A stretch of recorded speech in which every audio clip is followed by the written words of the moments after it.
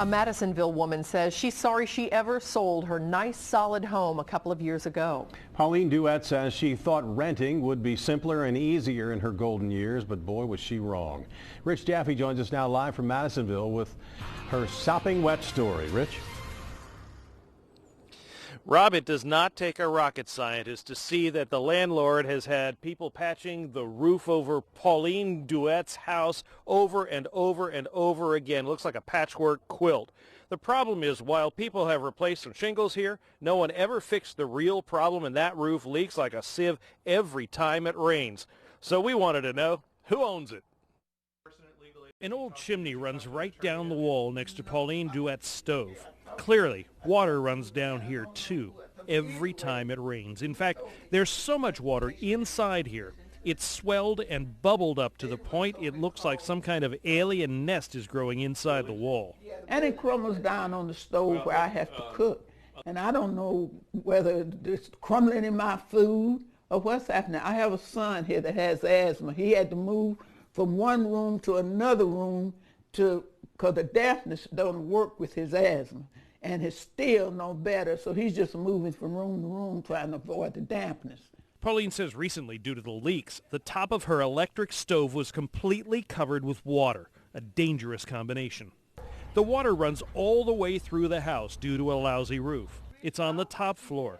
It runs down the basement walls. It runs through the basement ceiling to the point it's moldy and forms a swimming hole in what should be a tiny garage.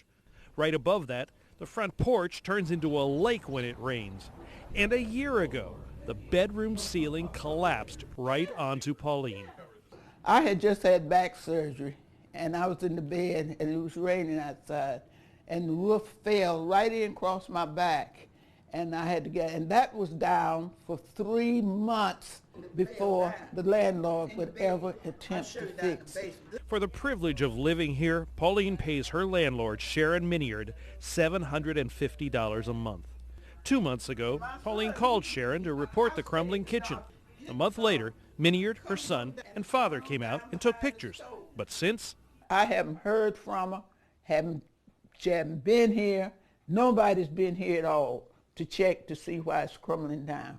When I tried to call Sharon Miniard, I found her voicemail is conveniently full, and you can't even leave her a message. Now, the good news is yesterday a Cincinnati building inspector came out to check Pauline's house, and he wrote orders on a bunch of things: the roof, the walls, the downspouts. The landlord, Miniard, is going to have 30 days to fix those things.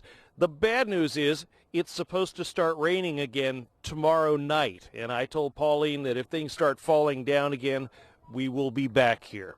Now, we've got some other good news as well for a family that we told you about a few weeks ago in Price Hill. The Lochelle family has been living without heat since the end of January in their second and third floor apartment on West 8th Street. 4 adults and 2 kids suffering through the winter, while the landlord, Albert Stidham, who lives downstairs, has been just fine because he's got a separate furnace. We got building inspectors and legal aid involved, and they ordered Stidham to fix the furnace. He didn't, so the Lochelles have to leave under an eviction order, since you can't have people renting space that doesn't have heat. Just today, though, the family found a new Price Hill home to rent. Awesome. It's an awesome feeling than to deal with what we're putting up with now. It's been pretty tough, with, my sister and mother having disability incomes. With the income limits, most landlords want 3 times the amount of the rent. And then there's application fees for every place you apply for. And when you're on a fixed income, that's difficult to pay. It takes up the money that you're going to use for your rent and your, deposit. Now, I'm happy to tell you the Lochelle's new place has new walls, new carpets. It's got porches front and back. It's got a good furnace and a good landlord. And hopefully, before too long, we'll be able to bring you some good news about Pauline's situation here as well. In Madisonville, Rich Jaffe, Local 12 News. Rob? Rich Jaffe, thanks very much. If you have issues with a problem landlord, let us know. We've set up a special email address to make it easy for you.